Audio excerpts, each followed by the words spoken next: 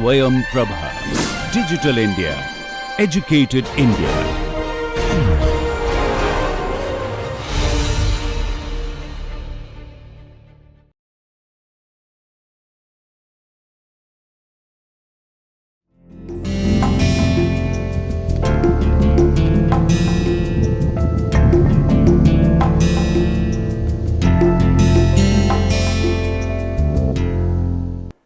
सभी दर्शकों को मेरा नमस्कार।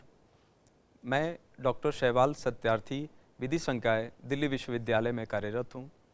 मेरा जो पाठ्यक्रम है उसका शीर्षक है अपकृत्य विधि और उपभोक्ता संरक्षण अधिनियम 2019। इस पाठ्यक्रम के अंतर्गत आज मैं 14वें अध्याय को लेकर आया हूँ और इसका शीर्षक है मिथ्या कारावास। अपकृत्य विधि में जब भी हम अतिचार की बात करते हैं तो अतिचार दो प्रकार के हो सकते हैं। एक तो अतिचार भूमि के विरुद्ध और दूसरा अतिचार शरीर के विरुद्ध। तो जब भी हम शरीर के विरुद्ध होने वाले अतिचार की बात करते हैं तो उसकी भी कई शाखाएं हैं। कई विभिन्न प्रकार के शारीरिक अतिचार देखे जाते हैं और उन्हें मान्यताएं दी गई हैं। उन्हीं अतिचारों में से एक है मिथ्या कारावास। यह शरीर के विरुद्ध किया गया एक अतिचार माना गया है।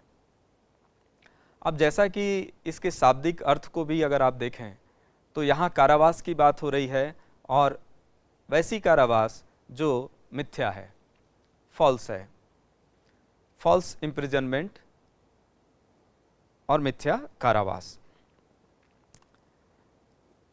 सबसे पहले यह जानना आवश्यक होता है कि किसी भी व्यक्ति की जो दैहिक स्वतंत्रता होती है, जो उसकी लिबर्टी होती है, उसे संविधान के द्वारा भी मान्यता दी गई है। जब भी हम आर्टिकल 21 को देखते हैं, right to life and personal liberty, वहाँ भी इसकी चर्चा है और इसे मान्यता दी गई है। तो पर्सनल लिबर्टी से अगर किसी भी प्रकार का छेड़छाड़ किया जाता है या उसके साथ अगर कोई दुर्व्यवहार किया जाता है और उसको रोकने का प्रयत्न किया जाता है तो विधिक उपचार उपलब्ध होते हैं और उन विधिक उपचारों के सहायता से कोई भी व्यक्ति अपने आप को सुरक्षित कर सकता है। अब सबसे पहले यह देखना आवश्यक होता है कि यह मिथ्या कारावास होती क्या है और इसके कौन कौन से आयाम हैं और कौन से वाद हैं जिनमें इसको लेकर निर्णय दिए गए हैं।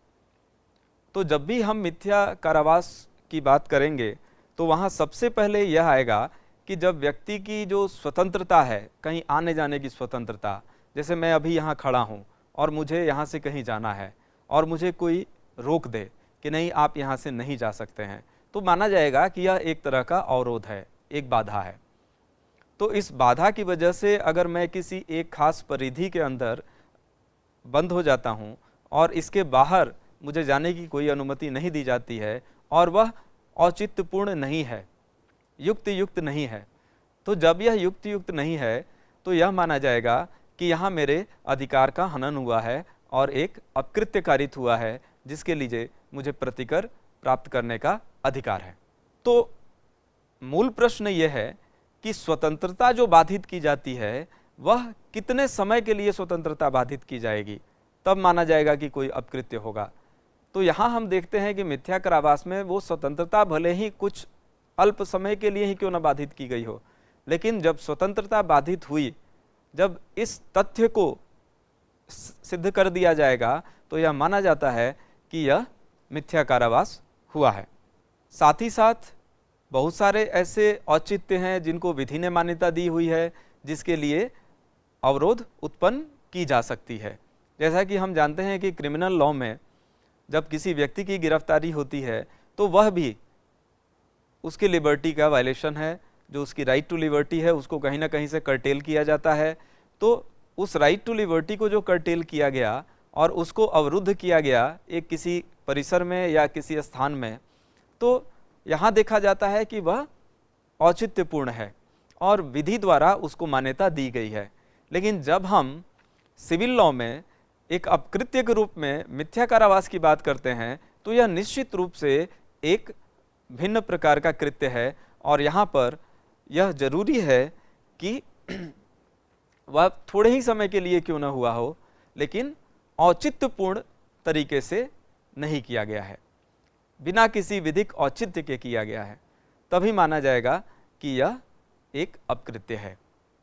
नहीं तो कई ऐसी परिस्थितियों में हम देखते हैं कि जो प्राधिकृत अधिकारी होते हैं वह किसी को रोकते हैं और उससे पूछताछ करते हैं, उसे कुछ घंटों तक बिठा कर रखते हैं, आवश्यकता होने पर उसे लॉकअप में रखते हैं और बाद में न्यायालय की अनुमति से उन्हें जेल में भी रखा जाता है। तो जो दैहिक स्वतंत्रता है वह यहाँ भी बाधित हो रही है, लेकिन यहाँ विधिक औचित्य है और इसी कार्य को जब बिना विधिक औचित्य के कोई करता है, माना जाएगा कि उसने एक अपकृत्य किया है और वह प्रतिकर देने के लिए दायी है। जैसे कि अगर मैं आपको उदाहरण स्वरूप समझाऊं कि कई बार ऐसा होता है कि आप किसी को धमकी भी देते हैं, किसी बल के प्रयोग की धमकी देते हैं, किसी हानि को कारित करने की धमकी देते हैं, किसी अपने को हानिकारित करने की धमकी देते हैं और उस व्यक्ति से कहते हैं कि तुम्हें इस स्थान से बाहर नहीं निकलना है, अगर तुम इस स्थान से बाहर निकले तो मैं तुम्हारे साथ ऐसा कार्य करूंगा या तुम्हारे किसी परिवार के सदस्य के साथ ऐसा कार्य करूंगा। तो इस तरह की जहां धमकी भी दी जाती है, बल प्रयोग की भी धमकी दी जाती है और उस व्यक्ति की दैहिक स्वतंत्रता को अवरुद्ध किया जाता है, तो माना जाएगा कि यहाँ मिथ्या कारावास हुआ है। यहाँ तक कि अगर कोई खुला मैदान है और उस खुले मैदान में भी अगर किसी व्यक्ति को यह कहकर रोक दिया जाए कि अगर तुम यहाँ से हिले, अगर तुम यहाँ से कहीं गए तो तुम्हारे साथ यह घटना कारित की जाएगी और तुम्हारे शरीर को यह क्षति पहुँचाई जाएगी या तुम्हारे किसी अपने को यह क्षति पहुँचाई जाएगी, तो किसी बल प्रयोग की धमकी देकर, हालांकि आप उस व्यक्ति को किसी चार दीवारी के अंदर नहीं रोक रहे हैं, खुले मैदान में रोक रहे हैं, फिर भी यह माना जाएगा कि उसकी दैहिक स्वतंत्रता के साथ अवरोध हुआ है और यह एक अपकृत्य है और इसे मिथ्या कारावास माना जाएगा। जब भी हम इस मिथ्या कारावास की बात करेंगे तो इसके घटकों की बात जरूर करेंगे कि कौन से ऐसे घटक हैं जिनके होने की वजह से यह अपकृत्य पूरा होता है। तो यहाँ देखा गया है कि दो घटक होते हैं जिनके होने से यह अपकृत्य पूरा होता है। पहला है किसी व्यक्ति की स्वाधीनता पर पूर्ण अवरोध डाला जाए। जो दैहिक स्वतंत्रता की बात मैंने की, तो उस दैहिक स्वतंत्रता के साथ कोई पूर्ण अवरोध हुआ हो, बिना पूर्ण अवरोध के यह अपकृत्य पूरा नहीं होता है। तो यह एक महत्वपूर्ण संघटक है इस अपकृत्य के लिए। और दूसरा होता है कि जो भी अवरोध उत्पन्न किया गया है वह बिना किसी विधिक औचित्य के किया गया है। तो औचित्यहीन हो, कोई विधिक औचित्य नहीं हो और यह पूर्ण अवरोध हो, तो माना जाएगा कि मिथ्या कारावास का अपकृत्य कारित हुआ है। अब पहले संघटक की जब बात करेंगे तो वहां हमने देखा कि पूर्ण अवरोध की बात हो रही है। स्वतंत्रता के साथ किस तरह का अवरोध हो रहा है? तो पूर्ण अवरोध हो रहा है। यही स्थान है जहां पर हम चर्चा कर सकते हैं कि इस तरह की व्यवस्था क्या अन्य विधियों में भी है, क्या कहीं अन्य स्थान पर भी विधि के क्षेत्र में इस तरह के कृत्य को देखा गया है और उसके लिए किसी सजा की व्यवस्था की गई है। तो इसके लिए जब हम भारतीय दंड संहिता देखते हैं, इंडियन पेनल कोड देखते हैं, तो वहाँ दो प्रोविजन मिलते हैं, 339 और 340। तो 339 और 340 को जब हम देखते हैं तो हम पाते हैं कि वहाँ पर सदोष अवरोध और सदोष परिरोध की बात की गई है। जब किसी व्यक्ति को पूर्ण रूप से एक चार दीवारी के भीतर जब बंद कर दिया जाता है तो माना जाता है कि इस तरह का जो अवरोध है वह सदोष परिरोध है, क्योंकि अब उस व्यक्ति के पास कोई दूसरा विकल्प नहीं है। वह व्यक्ति एक कमरे में बंद है, उसको विद्वेषपूर्वक या किसी भी तरह से उसको बंद कर दिया गया है, हालांकि वह उसका अपना ही घर क्यों ना हो। अगर उसको वहाँ बंद कर दिया गया है, ताला लगा दिया गया है बाहर से, और वहाँ से वह कहीं बाहर नहीं जा सकता है और कोई दूसरा विकल्प नहीं है उसके पास कहीं जाने का, तो माना जाएगा कि यह एक कृत्य है जो दोषपूर्ण है। इसे सदोष परिरोध कहते हैं। लेकिन कुछ परिस्थितियां ऐसी होती हैं जहां पर एक व्यक्ति के मार्ग को अवरुद्ध किया गया है, उसे रोक दिया गया, लेकिन उसके पास अन्य विकल्प उपलब्ध हैं, वह किसी अन्य मार्ग से जा सकता है या फिर वो वापस जा सकता है, जिस मार्ग से वो आ रहा है उससे वापस जा सकता है।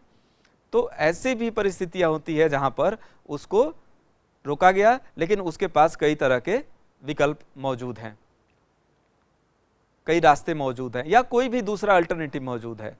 तो ऐसे में माना जाएगा कि उसके मार्ग को अवरुद्ध तो किया गया है या अवरोध तो है, लेकिन यह पूर्ण रूप से किया गया अवरोध नहीं है, इसीलिए इसे सदोष अवरोध की संज्ञा देते हैं।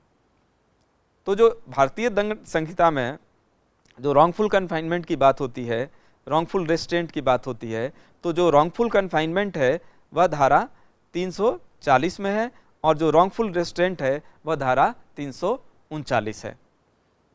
लेकिन जो महत्वपूर्ण बिंदु यहाँ यह है कि दंड विधि के अंतर्गत हम देखते हैं कि दोनों तरह के कृत्य को स्थान दिया गया है। पूर्ण अवरुद्ध किया जाना उसको भी स्थान दिया गया है और आंशिक रूप से अवरुद्ध किया जाना उसको भी स्थान दिया गया है। तो इसका क्षेत्र व्यापक है। जो दंड विधि है वहां पर दोनों तरह के अवरुद्धों को स्थान देकर और उनके लिए सजा का प्रावधान करके इसको थोड़ा व्यापक बनाया गया है। लेकिन जब हम सिविल लॉ की बात करते हैं, अपकृत्य विधि की बात करते हैं, तो अपकृत्य विधि में हम सिर्फ एक भाग को ही एक्सेप्ट करते हैं, दूसरे भाग को हम एक्सेप्ट नहीं करते हैं। तो जो 340 में दिया गया है सदोष परिरोध, जो हम बोलते हैं रॉन्गफुल कन्फाइनमेंट, हमने सिर्फ उसको मान्यता दी है सिविल लॉ में। सिविल लॉ में जो 339 में जो कृत्य के बारे में बताया गया है और उसके लिए सजा का प्रावधान है, जो सदोष अवरोध है, उसको हमने मान्यता नहीं दी है, क्योंकि यहां पर ऑप्शन है, आप वापस जा सकते हैं, आप किसी अन्य मार्ग से जा सकते हैं। लेकिन जब हम अपकृत्य विधि के अंतर्गत इसकी चर्चा करते हैं, मिथ्या कारावास की बात करते हैं, तो यहां पर पूर्ण अवरोध होना आवश्यक है। बिना पूर्ण अवरोध हुए यह अपकृत्य पूरा नहीं होता है। तो जब हम इस टोटल रिस्ट्रेंट को देखते हैं तो कई बार ऐसा होता है कि आप किसी को किसी विशेष दिशा में जाने से रोक देते हैं। अगर हम ट्रैफिक के नियमों को देखें तो ट्रैफिक के नियमों का संचालन करते हुए जो ट्रैफिक पुलिस के अधिकारी होते हैं, कई बार वह इस तरह का अवरोध उत्पन्न करते हैं, कोई बैरियर लगाते हैं, बोलते हैं कि आपको इधर से जाना मना है, आप इधर से नहीं जा सकते हैं। तब आप क्या करते हैं, आपके पास क्या ऑप्शन है, आप दूसरा मार्ग लेते हैं। इवन जब आप गूगल पे भी अगर आप सहायता लेकर आप यात्रा कर रहे हैं तो गूगल भी आपको बताता है कि आगे मार्ग अवरुद्ध है और आप इधर से जाइए, तब आप अपना समय बचा सकते हैं। तो जब पुलिस के अधिकारी या ट्रैफिक पुलिस के अधिकारी आपको रोक देते हैं और बोलते हैं कि आप इधर से नहीं जा सकते हैं, आप इधर से जाइए, कभी सड़क पर कोई जुलूस जा रहा है, रास्ता अवरुद्ध है, और आपको जो वॉलंटियर्स है वह सलाह देते हैं कि नहीं नहीं आप आगे से मत जाइए, आगे भीड़ है, उसमें बच्चे भी हैं, महिलाएं भी हैं, ये एक अल्टरनेटिव रास्ता है, आप इसको लीजिए और इधर से जाइए। तो आप क्या करते हैं उन परिस्थितियों में? आप उन परिस्थितियों में उस बात को मानते हैं और अपना रास्ता बदल लेते हैं। आपको यह ऑप्शन है कि आप अपने रास्ते में बदलाव कर सकें। तो क्या आप इस परिस्थिति में कोई वाद लाकर प्रतिकर की मांग कर सकते हैं? तो इसका उत्तर होगा नहीं, आप ऐसी मांग नहीं कर सकते हैं, क्योंकि सिविल लॉ में जब तक वह जो अवरोध है वह पूर्ण अवरोध न हो, आपको चारों तरफ से कहीं भी जाने की अनुमति न हो, कोई भी ऑप्शन अगर आपके पास अवेलेबल है, तो सिविल लॉ में आप प्रतिकर की मांग नहीं कर सकते हैं। लेकिन जब पूर्ण अवरोध होगा, आप निश्चित रूप से प्रतिकर के हकदार होंगे और आप प्रतिवादियों को उत्तरदायी ठहरा सकते हैं। तो जब हम इसमें देखते हैं कि आपको अगर किसी और दिशा में जाने की स्वतंत्रता है, तो कैसे माना जाएगा कि यह कारावास है? इसको कारावास माना ही नहीं जाएगा, तो यह मिथ्या कारावास के अंतर्गत आएगा ही नहीं। तो मिथ्या कारावास का जो अपकृत्य है, इसे पूरा होने के लिए पूर्ण अवरोध का होना नितांत आवश्यक है या इसका महत्वपूर्ण संगठक है, बिना इसके यह संभव नहीं है।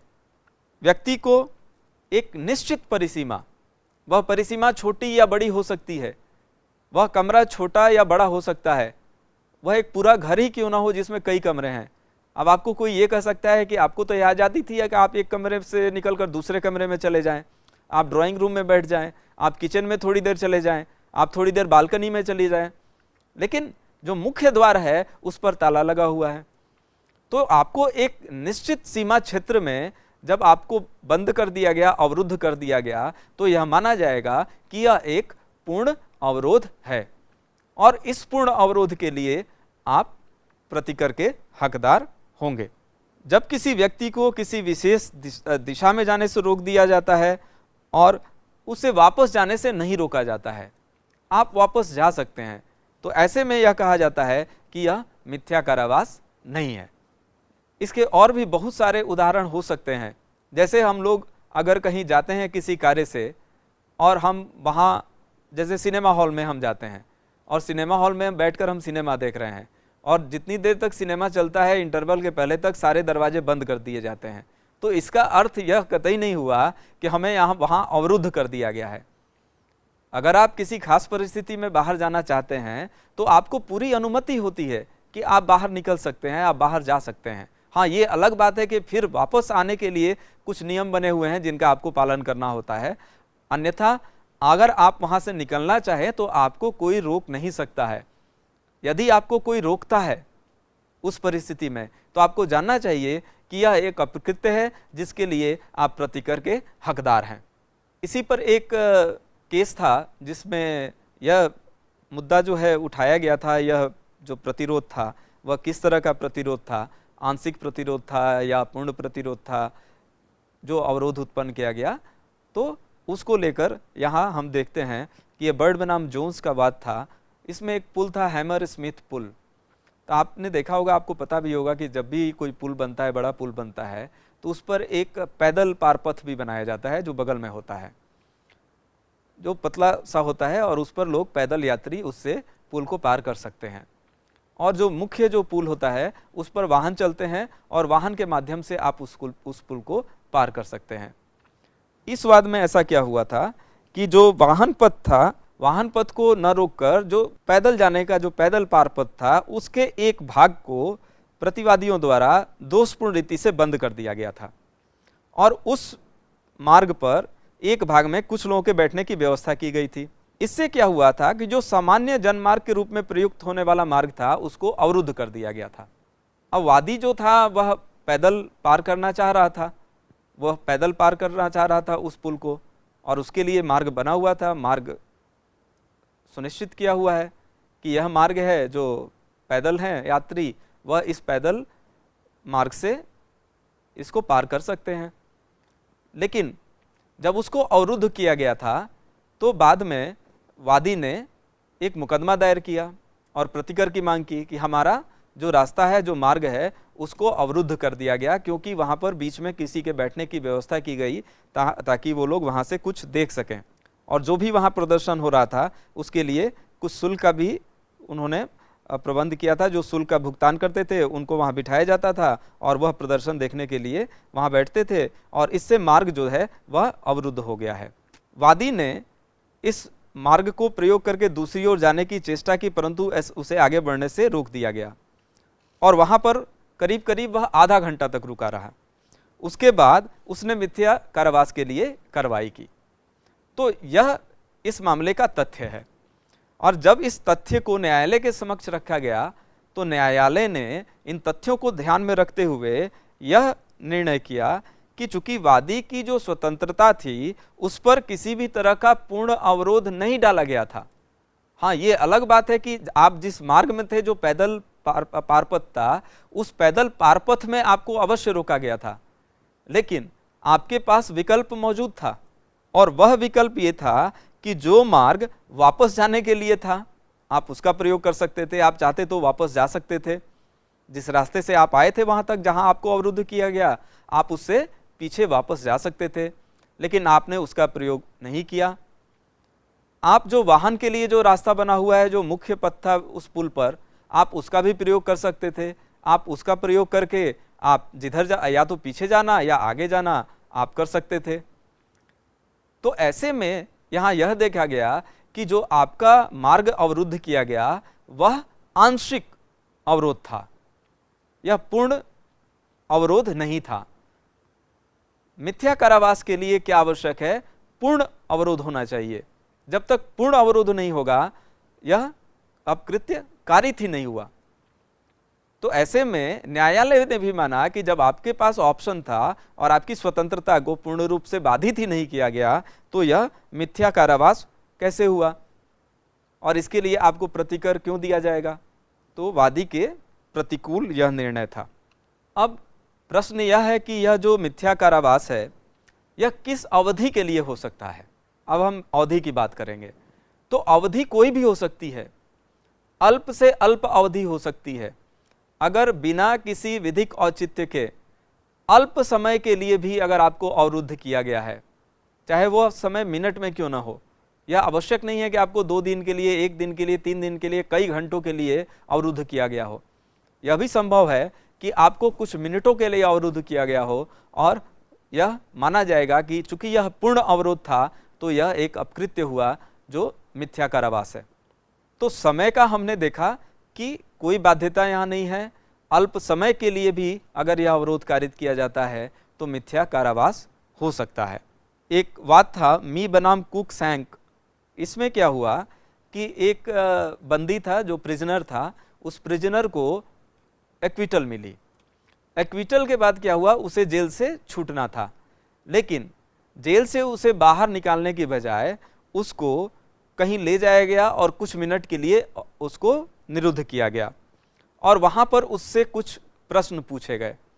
जब मुकदमे में वह बरी हो चुका था, उसका एक्विटल हो गया था, अब उसको उस जेल से बाहर निकलना था, तो उसको उस जेल से बाहर न ले जाकर जो अधिकारी थे वह किसी ऐसे स्थान पर ले गए, वहाँ उसको निरुद्ध किया और वहाँ पर उससे कई प्रश्न पूछे गए। तो यह अल्प समय का अवरोध था, लेकिन पूर्ण अवरोध था कि जितनी देर वो प्रश्न पूछे गए वह व्यक्ति वहां अवरुद्ध था और वह कहीं नहीं जा सकता था क्योंकि उससे प्रश्न पूछे जा रहे थे। तो भले ही यह अल्प अवधि के लिए अवरोध उत्पन्न किया गया और अधिकारियों के द्वारा किया गया, लेकिन माना गया कि यह औचित्यपूर्ण नहीं था, इसके लिए उनके पास कोई प्राधिकार नहीं था। और चूंकि यह औचित्यपूर्ण नहीं था, तो यहाँ यह निर्णय दिया गया कि यह एक मिथ्या कारावास है और इस मिथ्या कारावास के लिए वह जो बंदी है वह प्रतिकर के लिए हकदार है। तो कई मामलों में हम देखते हैं कि भले ही जो अवरोध है वह थोड़े समय के लिए है, लेकिन मिथ्या कारावास हो सकता है। बहुत से मामलों में बहुत लंबे समय के लिए अवरोध देखा जाता है, लेकिन अगर वो पूर्ण अवरोध नहीं है तो वह मिथ्या कारावास नहीं हो सकता है, क्योंकि वहां पर आपकी जो दैहिक स्वतंत्रता है वह पूरी तरह से बाधित नहीं हुई है। तो इसका भी देखा जाना आवश्यक है। अब हम बात करेंगे इसी वाद की। तो इस वाद में जब यह निर्णय दिया गया तो जो जस्टिस कॉलरिज थे उन्होंने जो कारागार शब्द है उसकी परिभाषा दी, क्योंकि इसको समझना आवश्यक था। बिना उसके यह नहीं माना जा सकता था कि जो व्यक्ति है वह निश्चित रूप से अवरुद्ध किया गया था या नहीं, क्योंकि पूर्ण अवरोध होना आवश्यक था। इसीलिए उन्होंने कारागार की भी परिभाषा यहाँ दी। और अगर आप उस परिभाषा को देखेंगे जो उन्होंने कारागार की दी, तो आप इस स्लाइड में देख सकते हैं। इसमें कहा गया कि कारागार वह स्थान है जिसकी विस्तृत अथवा संकीर्ण अपनी सीमा है, जो बाउंड्रीज होती हैं, चाहे वह दृश्य है अथवा स्पर्शनीय है। तो वह जो बाउंड्री वाल होती है, आप उसको देख भी सकते हैं, आप उसको छू भी सकते हैं, वो टेंजिबल फॉर्म में है, दृश्य है, वास्तविक हो, चाहे वह केवल कल्पना के अंतर्गत ही हो, चाहे वह चल मूवेबल हो अथवा स्थिर फिक्स्ड, परंतु उसकी सीमा अवश्य हो। सीमा का होना यहाँ अवश्य है, जो बाउंड्री है वो अवश्य है। वो जो पेरिफेरी है वह छोटी बड़ी हो सकती है, आप उसकी कल्पना कर सकते हैं कि छोटी है कि बड़ी है, यह अलग बात है, लेकिन बाउंड्री है, बाउंड्री होना आवश्यक है। और सीमा को पार करना उस व्यक्ति के लिए निषिद्ध कर दिया गया हो, और जो भी वो सीमा है उसके बाहर आप नहीं जा सकते हैं, यह निषिद्ध है। तो यहाँ यह अवरोध है। किसे निषिद्ध किया गया है? जिसे कारावासित किया गया है। ऐसे व्यक्ति को यह स्थान छोड़ना वर्जित कर दिया गया हो जिसकी सीमा के भीतर कारावासित करने वाला व्यक्ति उसको परिरोध में रखना चाहता है। तो जो व्यक्ति उसको कारावासित करना चाहता था वह उसको परिरोध में रखना चाहता था, और जो भी सीमा थी उसके बाहर उसका जाना अवरुद्ध था। वह उस स्थान को छोड़कर नहीं जा सकता था, ऐसा वर्जित किया गया है। तो माना जाएगा कि वह स्थान कारागार है। तो यहां हमने देखा कि इस वाद में कोर्ट ने भी माना था कि यह मिथ्या कारावास का मामला नहीं बनता है। अब हम देखेंगे कि जब हम इस तरह के अपकृत्य की बात करते हैं तो बहुत सारे अपकृत्य होते हैं जिसमें आप देखते हैं कि जो शरीर के विरुद्ध अपकृत्य किए जाते हैं, जो अत्याचार किए जाते हैं, उसमें शारीरिक बल की भी बात होती है। लेकिन इस प्रकार के अवरोध में शारीरिक बल का प्रयोग आवश्यक नहीं है, या आवश्यक नहीं है कि आपके विरुद्ध कोई शारीरिक बल का और हिंसा का प्रयोग किया ही गया हो और तब आपको अवरुद्ध किया गया हो। कई बार ऐसे भी होता है कि आपको आदेश के द्वारा, आपको धमकी के द्वारा, या आपको कोई अन्य बात बताकर आपको अवरुद्ध किया गया है। कई बार तो ऐसा भी होता है कि आपको बताया भी नहीं गया है। हम आगे उसकी भी चर्चा करेंगे कि बिना बताए आपको अवरुद्ध कर दिया गया है। क्या उस मामले में आपको अधिकार है प्रतिकर लेने का? क्या आप कोई मुकदमा सिविल का दायर कर सकते हैं उसके विरुद्ध? इस पर भी हम चर्चा करेंगे। लेकिन यहां सबसे जरूरी बात यह है जो आपको समझना होगा कि शारीरिक बल का प्रयोग होना आवश्यक नहीं है। और अगर कोई व्यक्ति है धमकी दे रहा है और किसी व्यक्ति को कह रहा है कि वह किसी निश्चित परिसीमा के बाहर न जाए, अगर वह उसके बाहर जाता है तो एक विशेष बल का प्रयोग किया जाएगा, किया नहीं गया है, एक बल का प्रयोग किया जाएगा। और अपकार की संरचना के लिए इतना पर्याप्त है। इतने भर से यह मान लिया जाएगा कि हाँ, यह अपकृत्य कारित हुआ है, क्योंकि आपने ऐसा करने की धमकी दी है, आपने बल प्रयोग करने की धमकी दी है, तो माना जाएगा कि आपने यह अवरोध उत्पन्न किया और उस भय की वजह से वह व्यक्ति एक निश्चित परिसीमा के बाहर नहीं जा पाया। इससे उसकी दैहिक स्वतंत्रता बाधित हुई, अवरुद्ध हुई। तो किसी व्यक्ति को किसी परिसर से बाहर निकलने से रोकना मिथ्या कारावास होता है। जैसे कि अगर यहाँ कुछ बोल रहा हूँ, अपनी बात रख रहा हूँ, अपनी बात पूरी करने के बाद अगर मैं यहाँ से जाना चाहूँ और कोई मुझे अवरुद्ध करता है कि नहीं, आप नहीं जा सकते हैं, आपको यहीं रहना है आधे घंटे, और इसका कोई औचित्यपूर्ण कारण नहीं है, बिना किसी औचित्य के, तो निश्चित रूप से यह माना जाएगा कि यह मिथ्या कारावास है। लेकिन कुछ ऐसे भी मामले होते हैं जहां पर किसी को रोका जाता है और वह रोका जाना भले ही पूर्ण अवरोध है, किसी खास परिस्थिति में मिथ्या कारावास नहीं माना जाएगा।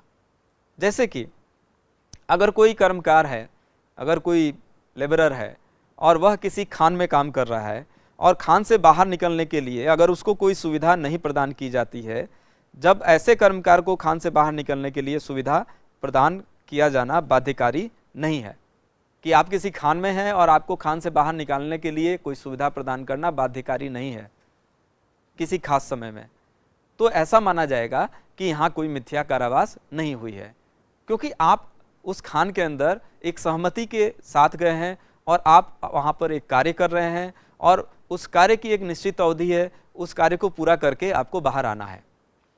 तो किन्हीं खास परिस्थितियों में ऐसा होता है कि आप वहाँ से बाहर निकलने का प्रयास करें और कोई ऐसी सुविधा आपको प्रदान नहीं की गई है, तो आप वहाँ से बाहर नहीं निकल पाते हैं।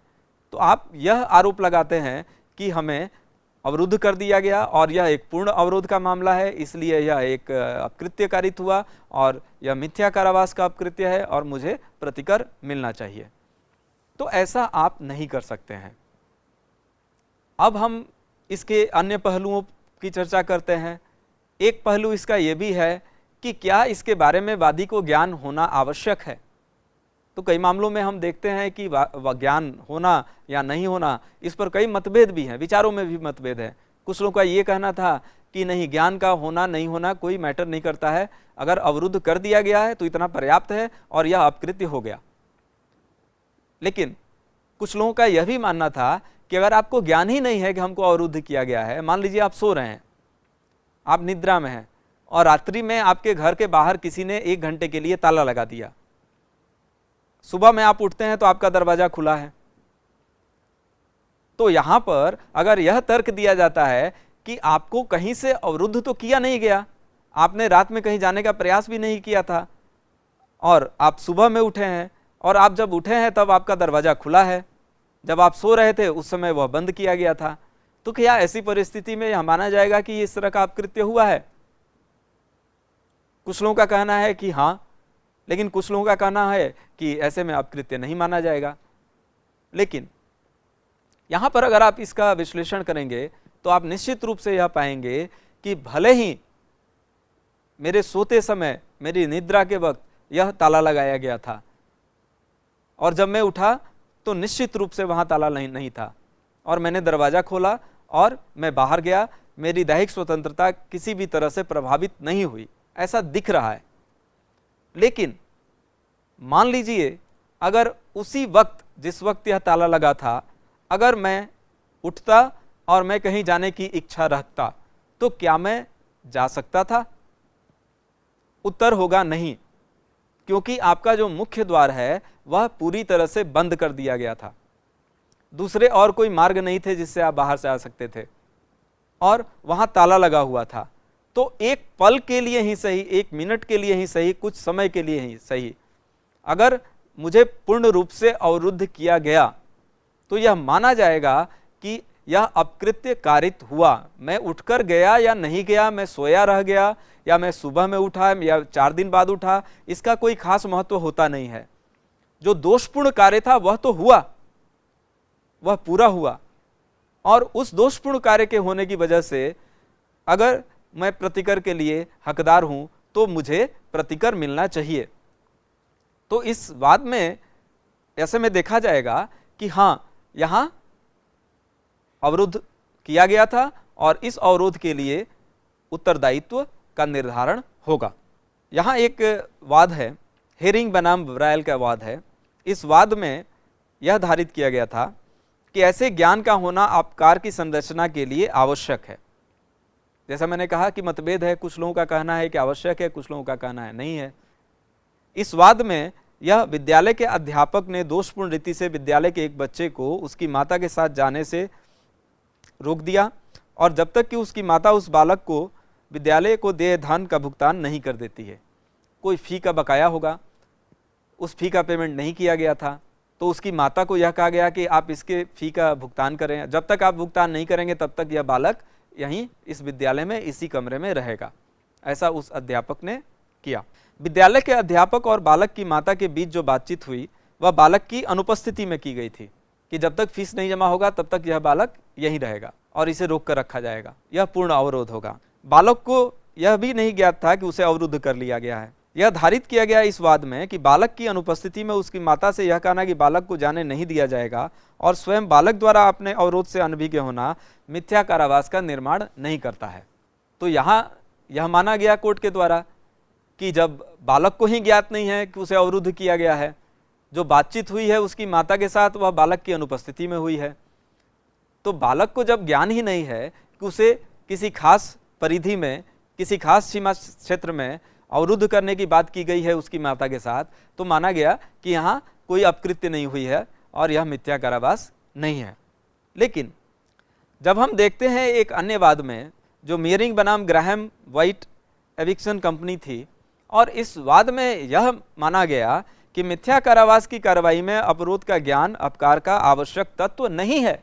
अब देखिए यहाँ अंतर आ गया। पिछले वाद में हमने देखा कि ज्ञान नहीं था, फिर भी माना गया कि हाँ ये मिथ्या कारावास नहीं है। लेकिन यहाँ कहा जा रहा है कि ज्ञान का होना आवश्यक नहीं है, क्योंकि यह आवश्यक तत्व ही नहीं है। आवश्यक तत्व है तो पूर्ण अवरोध है, औचित्यपूर्ण अवरोध है। तो यहां यह माना गया कि इस अपकार की जो संरचना होती है यह तभी हो जाती है जब कारावासित व्यक्ति, भले ही उसको यह ज्ञान न हो कि उसे कारावासित किया गया है या उसे अवरुद्ध किया गया है।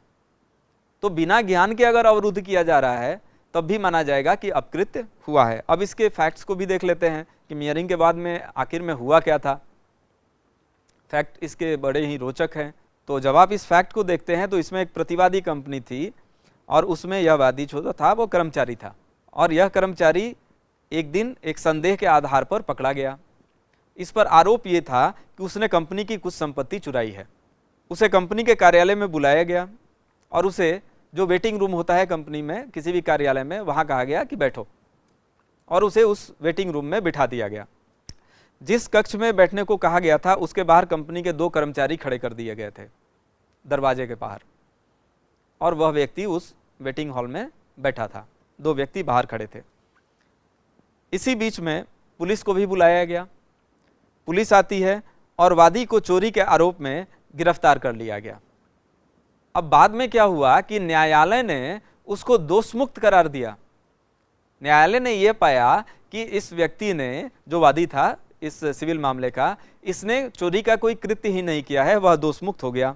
और इसमें यह भी धारित किया गया कि इसने जब चोरी नहीं की, ऐसा कोर्ट के द्वारा कहा गया, तो इसको एक अंदर से बल मिला और इसने एक सिविल वाद दायर किया और कहा कि नहीं भाई, आपने मुझे बंद किया और वह एक मिथ्या कारावास थी क्योंकि मेरा पूर्ण अवरोध हुआ था और मैं प्रतिकर का हकदार हूं।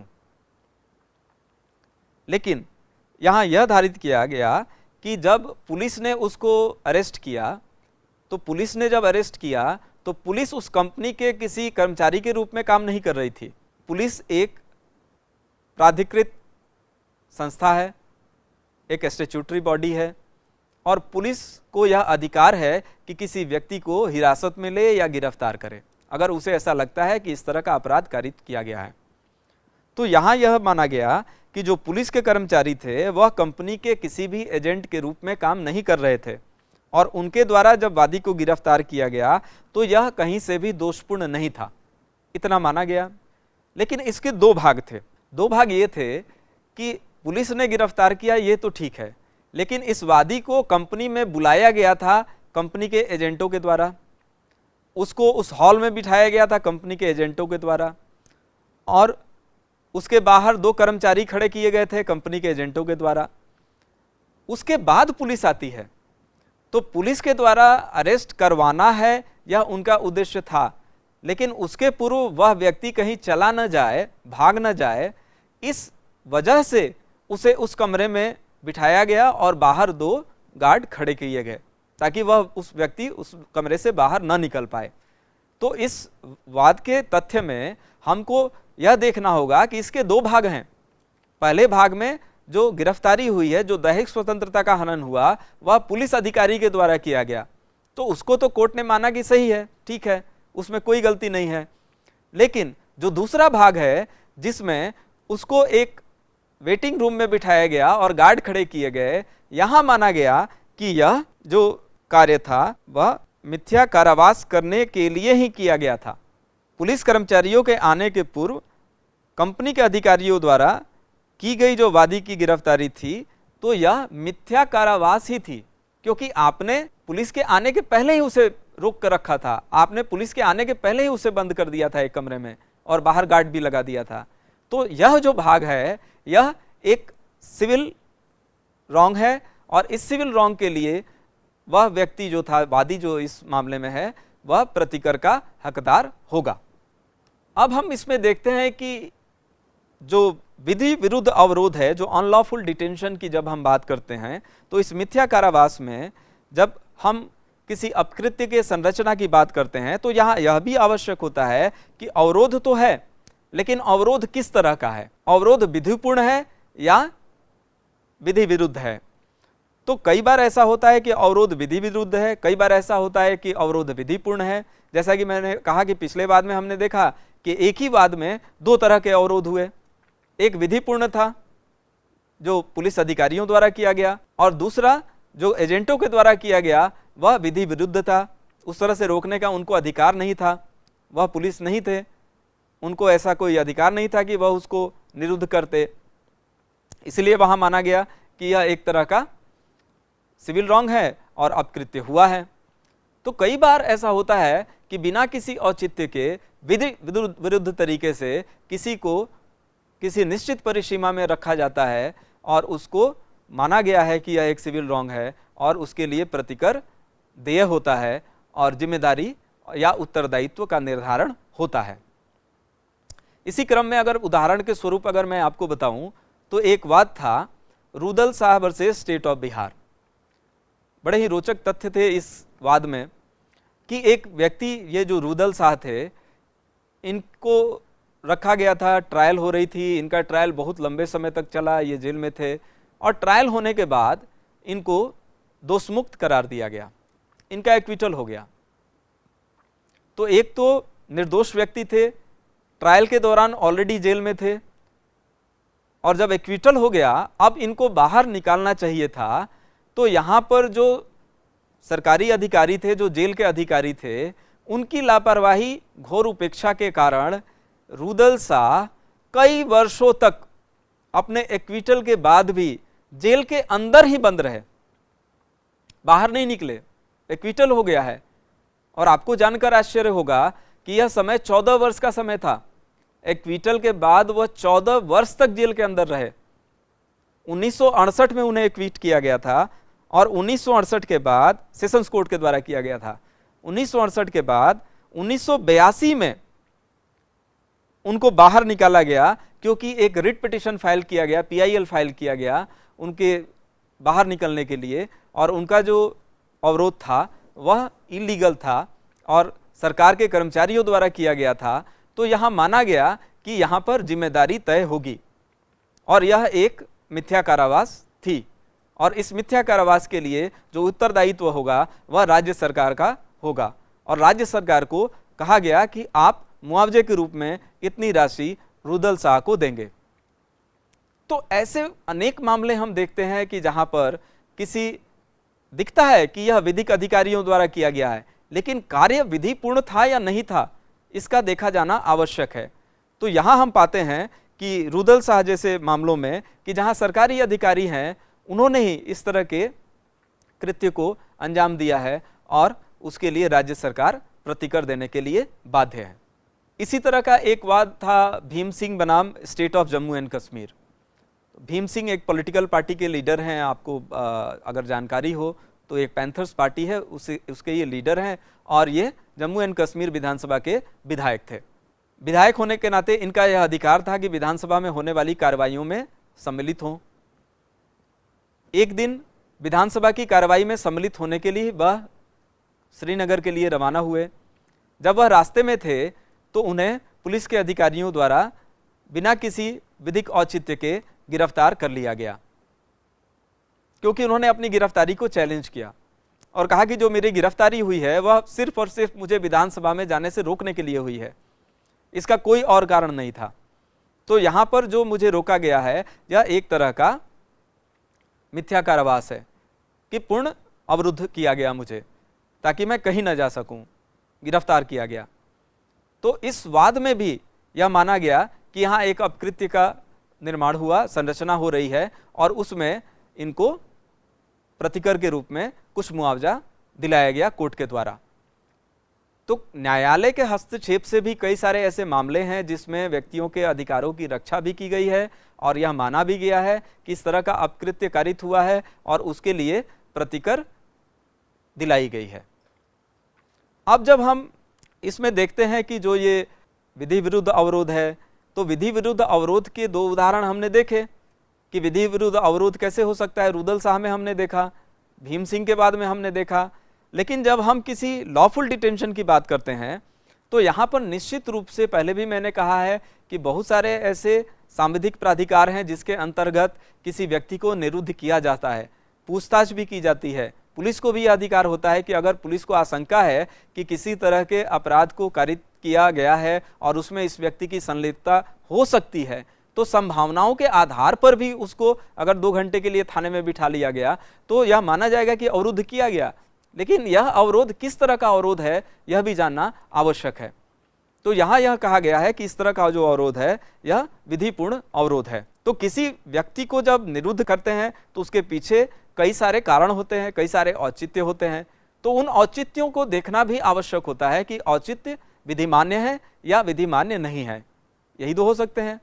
अगर वह विधिमान्य है तो माना जाएगा कि कोई अवरोध नहीं है, कोई अपकृत्य नहीं हुआ।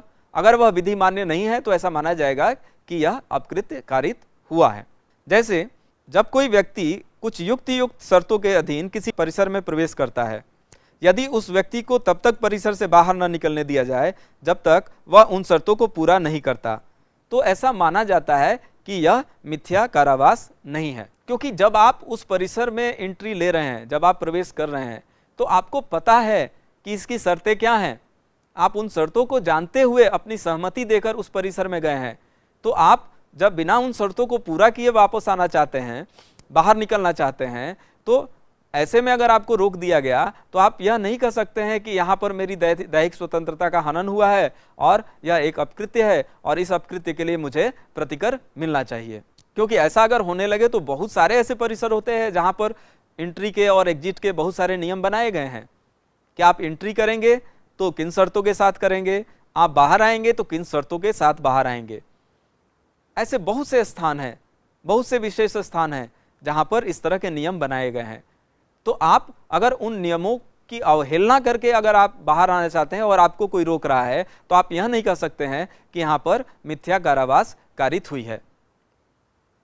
इसमें एक वाद भी है, उस वाद के बारे में अगर मैं आपको बताऊं, ये रॉबिन्सन बनाम बॉलमैन फेरी कंपनी लिमिटेड का वाद है। इसमें जो प्रतिवादी था उसके घाट थे, जो वाफ होता है जहाँ पे नाव वगैरह खड़ी की जाती है, तो इसमें प्रतिवादी के घाट पर जो वादी था वह इस आशय से प्रवेश किया कि वह प्रतिवादी की एक नाव से नदी पार कर लेगा। तो घाट है और वहाँ पर एक कन्फाइंड एरिया है, वहाँ पर एंट्री मिलती है लोगों को। जैसे हम किसी जहाज को पकड़ने के लिए हवाई जहाज को एयरपोर्ट पे जाते हैं, रेलवे स्टेशन में, उसी तरह नाव को पकड़ने के लिए जब आपको वहाँ जाना है उस घाट पे, वॉफ पे, तो आपका आशय ये था कि मैं एक नाव से नदी को पार करूँगा। आप वहाँ जाते हैं, लेकिन वहाँ आप बहुत समय तक कोई नाव नहीं मिल रही है, तो आपको लगता है कि अब ज़्यादा विलम्ब होगा, अब मुझे जाना ठीक नहीं है और आप सोचते हैं कि मुझे वापस आना चाहिए। अब आप जब वापस जाना चाहते हैं तो आपसे यह कहा जाता है कि आप एक पैनी जमा कीजिए। अब नियम यह था कि आप जब एंट्री करेंगे तो एक पैनी देकर एंट्री करेंगे और एंट्री के बाद स्वाभाविक रूप से आप नाव से यात्रा करेंगे, आप नदी के पार जाएंगे, तो आपका जो उद्देश्य था, जो आशय था, वो पूरा हो जाएगा। लेकिन सिर्फ उस घाट के अंदर जाकर और वापस आना है, तो ऐसे लोगों को रोकने के लिए उस घाट के संचालकों ने, जो प्रतिवादी थे, उन लोगों ने एक नियम बनाया था कि जब आप बिना किसी नाव की यात्रा किए वापस आना चाहेंगे तब भी आपको एक पेनी देना होगा। जब यह वादी वहां से बाहर निकल रहा था 20 मिनट के बाद, जब कोई नाव नहीं मिली उसे कि अब मैं नहीं जाऊंगा, नदी पार नहीं करूंगा, तो वापस चलता हूं, तो जब वह वापस आ रहा था और उससे कहा गया कि आप एक पैनी जमा कीजिए। अब यहां यह होता है कि वादी एक पैनी जमा करने से मना करता है और वह संचालकों से कहता है कि जाने का तो है एक पैनी जो मैंने दिया भी, लेकिन यहाँ से सिर्फ बाहर निकलने के लिए फिर एक पैनी मैं क्यों दूं, मैंने नाव से यात्रा भी नहीं की। तो संचालकों का यह कहना था कि ऐसा नियम है कि जब आप बाहर निकलेंगे तो आपको एक पैनी देना होगा और आप इसी शर्त के साथ यहाँ प्रवेश लिए थे।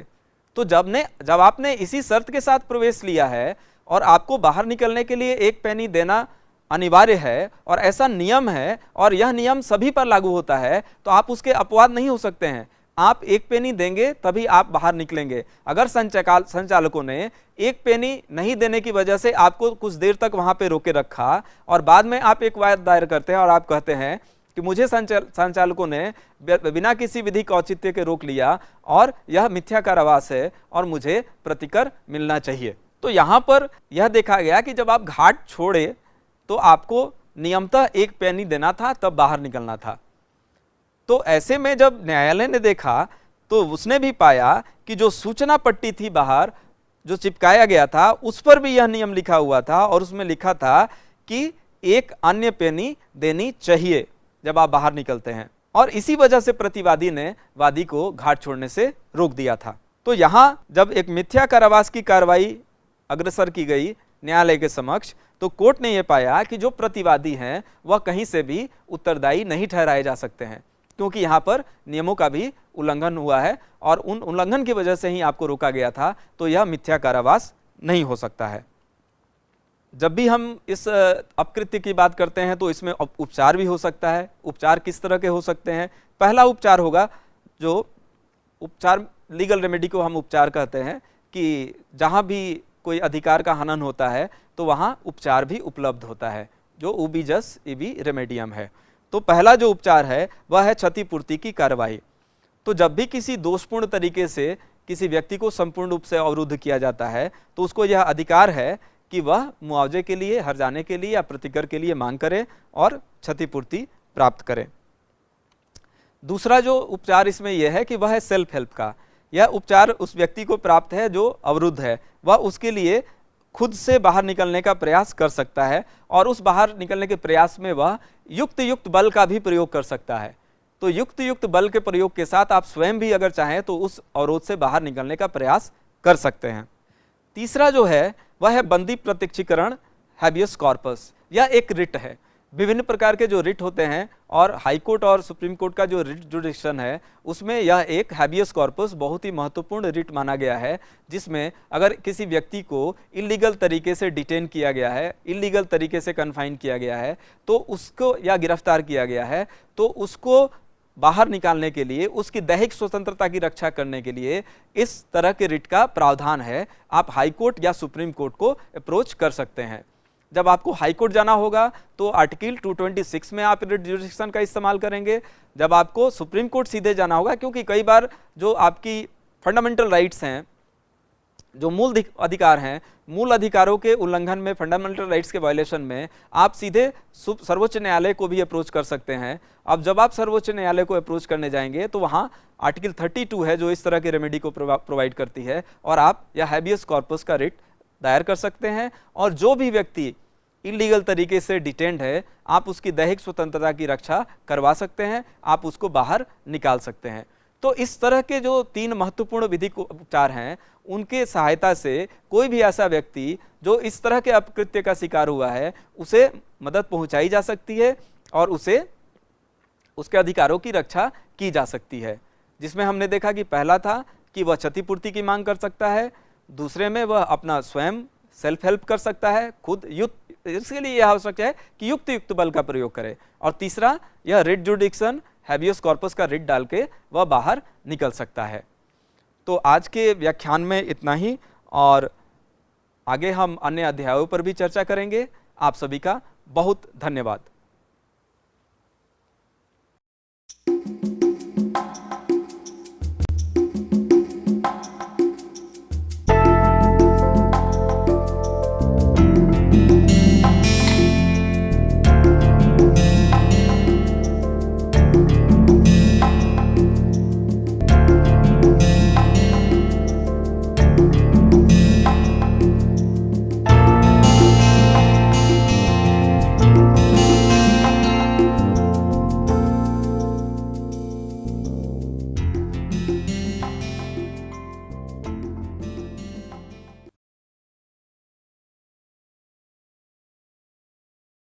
Hello, I am A.K. Sharma and I teach sociology in IIT Kanpur. I am going to discuss a question which is frequently posed to sociologists, and that is, what is the role of sociology in policy making? Now, so far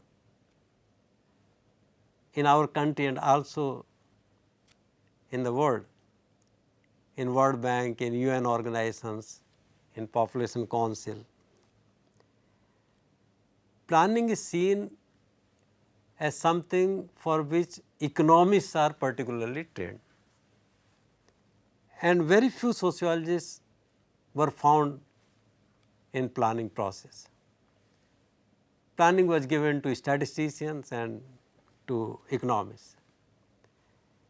But now gradually planners and states are realizing that sociologists have a very important contribution to make to planning process. What can sociologists do to planning? Sociologists can pose problems. Sociology can identify which problems of society need priority or greater intervention. Like Indian society may be suffering from thousands of problems, but since solution of problem requires expenditure of resources in terms of time, money and manpower, all the problems cannot be solved, or we cannot focus on all the problems. Do you know that our national health plan focuses only on 15% of the diseases from which people in India die? It is not possible to cover all 100% diseases in the program. Program means resources. So, sociologists can help us by conducting surveys, by talking to people, by doing field work, that from people's perspective which problems need to be given greater attention. Then sociologists can also help the planners in understanding various dimensions of the problem. Suppose you are trying to solve the problem of why in India maternal mortality rate is high. We know that maternal mortality rate means rate of deaths among women associated with childbirth is particularly high. Sociologists tell them that this problem is not going to be solved simply through health intervention. We have to look at things in entirety or totality, or what we call holistically, and we have to understand that India has a patriarchal system in which in rural areas particularly, value of life of a woman is very little. This is one meaning of patriarchy.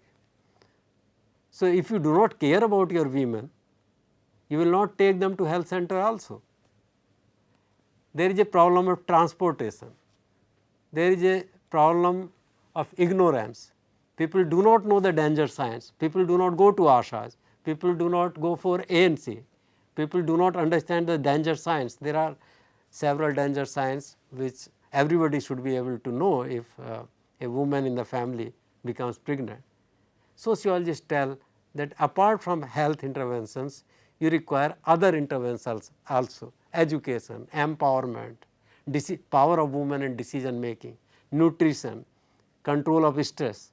The sociologists can tell the planners all these.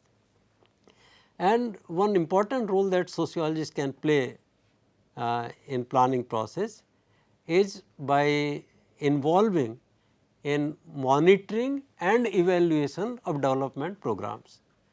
From time to time government launches various programs for the benefit of people, like you all have heard about Manrega, Mahatma Gandhi National Rural Employment Scheme or Act, Manrega, A for Act, S scheme, or other welfare programs. We sociologists can conduct studies and tell to what extent goals of these programs have been attained and what are the bottlenecks or what needs to be done in the future to improve the effectiveness and efficiency. Effectiveness means reach, efficiency means cost benefit ratio, how to improve effectiveness and efficiency of the program. And are there some specific groups where some specific intervention is to be launched to make these programs successful. Something which can work in Delhi may not work in remote tribal areas of Chhattisgarh. So, sociologists help the planners in evolving area specific approach to implementation of their development programs.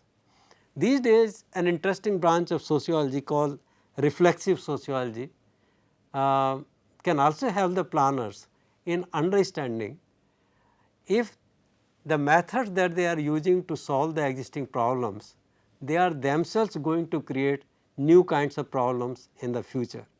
reflexive sociology is about understanding the ill consequences of interventions launched by the government or NGOs or by civil society in the interest of society.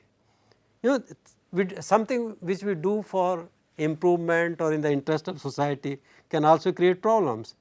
Bureaucracy, for example, created the problem of red tapeism, and health programs led to population crisis, urbanization led to alienation, and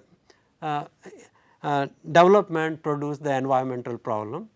So, reflexive sociology can help you in anticipating if your solutions are going to create new problems and how to deal with them. Thank you.